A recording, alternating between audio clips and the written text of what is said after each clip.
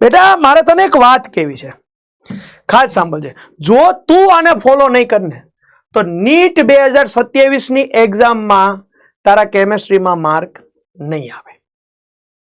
જે વિદ્યાર્થી મિત્રોએ રીનીટ 2026 ની એક્ઝામ આપીને એને ખબર પડી ગઈ છે કે ખાલી થિયરી વાંચીને નહીં થાય, ખાલી પીવાયક્યુ કરીને નહીં થાય, ભાઈ ડીપ લેવલનું અન્ડરસ્ટેન્ડિંગ પ્લસ હાઈ લેવલ પ્રેક્ટિસની જરૂર પડશે. તો નીટ 2027 ની જો આપણે વાત કરતા હોય કે ભાઈ નીટ 2027 માં કેમેસ્ટ્રીની અંદર કેવી રીતના સફળતા મળે, તો એની માટેનો જે માર્ગ છે એ માર્ગને આપણે આ રીતે રિપ્રેઝેન્ટ કરી દઈએ કે કયા કયા એના પોઈન્ટ છે અને આ છે આપણી સફળતાનો પોઈન્ટ. તો પહેલો જે પોઈન્ટ આવે છે બેટા એ આવે છે કન્સેપ્ટ. કન્સેપ્ટને સમજવા જરૂરી છે. જ્યાં સુધી કન્સેપ્ટ નહીં સમજાય ત્યાં સુધી તો આગળ વધી નહીં શકાય. કન્સેપ્ટ સમજી ગયા બાદ એક ખુદની નોટ હોવી જોઈએ. હું તને એવું નથી કહેતો કે નોટને તારે મસ્ત મજાની અલગ અલગ કલરથી ડિઝાઇન બનાવીને તારે નોટ બનાવી, નહીં. તારે ગમે ત્યારે રિવિઝન કરવું, તારે ગમે ત્યારે જોવું, તો તારે કોઈ જગ્યાએ જોવું તો પડશે ને પ્રોપર, કારણ કે તે ક્લાસમાં તે જોયું, ક્લાસમાં સર ઇઝી એક્ઝામ્પલ સાથે સમજાયું, તો એ નોટ કરેલું તારા પાસે હોવું જોઈએ. ખાલી તું એનસીઆરટી ને નોટ બનાવી દે નહીં ચાલે, પણ એનસીઆરટીમાં તું નવું નવું લખે છો, હાઇલાઇટ કરે છો, તો એ વસ્તુ ચાલશે. આ થઈ ગયા બાદ બેટા તારી માટે આવે છે ક્વેશ્ચન પ્રેક્ટિસ. બરાબર, ક્વેશ્ચન પ્રેક્ટિસ. હવે આ ક્વેશ્ચન પ્રેક્ટિસ બેટા ડીપીપી થી થશે, ટેસ્ટ થી થશે અને પ્રેક્ટિસ શીટ થી પણ થશે. પ્રેક્ટિસ શીટ થી પણ તારી ક્વેશ્ચન પ્રેક્ટિસ થશે. જે ટોપિક તું શીખી ગયો છું એની તારે સૌથી વધારે લેવલના ક્વેશ્ચન પ્રેક્ટિસ કરવા પડશે. હવે કયા કયા? એક તો નીટ લેવલ તો છે જ ભાઈ, નીટ લેવલ છે જ, સાથે સાથે જેઈ લેવલ પણ તારે કરવું પડશે, જેમાં મેઇન એન્ડ એડવાન્સ પણ આવી ગયું. મેન એન્ડ એડવાન્સ આ કરવું પડશે.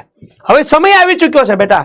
રીનીટ 2026 નું પેપર જોયા બાદ તો આ ફાઇનલ કોઈ પણ વ્યક્તિ બોલશે કે હા ભાઈ તારે સારા લેવલના ક્વેશ્ચનો નીટ એપ્લિકેબલ જે હોય એવા કરવા પડશે કે જે બની શકે આવનારી નીટની એક્ઝામોમાં ક્યાંક આવી જાય. હવે આ પીવાયક્યુ જે છે જનરલી એને આપણે પીવાયક્યુઝ કહેતા હોય છે. એને શું કહેતા હોય? પીવાયક્યુ. એને હું ક્વેશ્ચનની સાથે જ રાખું છું, બંનેને અલગ નથી કરી રહ્યો. તો કન્સેપ્ટ, નોટ, ક્વેશ્ચન પહેલા ડીપીપી કરી લીધી, પીવાયક્યુ કરી લીધા, ટેસ્ટ આપી દીધી, પ્રેક્ટિસ શીટ લગાવી દીધી. આ બધું કરી લીધા બાદ ટીટી. ભાઈ શું છે આ ટીટી? બેટા ટીટી જે છે ટીચર ટ્રિક્સ છે. માની લે તું ફિઝિકલ કેમેસ્ટ્રીમાં હોય તો કાર્તિક સર તને આપતા હશે કેકેસી, તું ઓર્ગેનિક કેમેસ્ટ્રી સ્ટડી કરતો હશો તો હું તને આપીશ એફઓસી, ફાયર ઓફ કેમેસ્ટ્રી. તો આ બધી વસ્તુઓ છે ને કેવી છે ખબર? કોઈ પણ ટોપિકને સરળ કરશે, તને મજા આવશે. એ ટોપિકને આમ સાવ આસાન બનાવી દેશે. તને કોઈ પૂછે ને કે ભાઈ આને એક શબ્દમાં કયો, તો તું કહી શકીશ. એટલું સરળ કરી દેશે, એવા શોર્ટકટ આપશે, એટલી ટ્રીક આપશે કે જેથી તારે ટોપિકને તને ક્લિયર કટ થઈ જશે કે ભાઈ એક્ઝામમાં આવું પૂછાય છે, એમાં આવું કરવાનું છે, જ્યાં સમય બચશે અને સચોટ જવાબ આવશે. તો આ ટીટી જે છે એ ખૂબ જ મહત્વનું છે. આ બધું થઈ ગયા બાદ તારે રેગ્યુલર એનું રિવિઝન કરવું પડશે.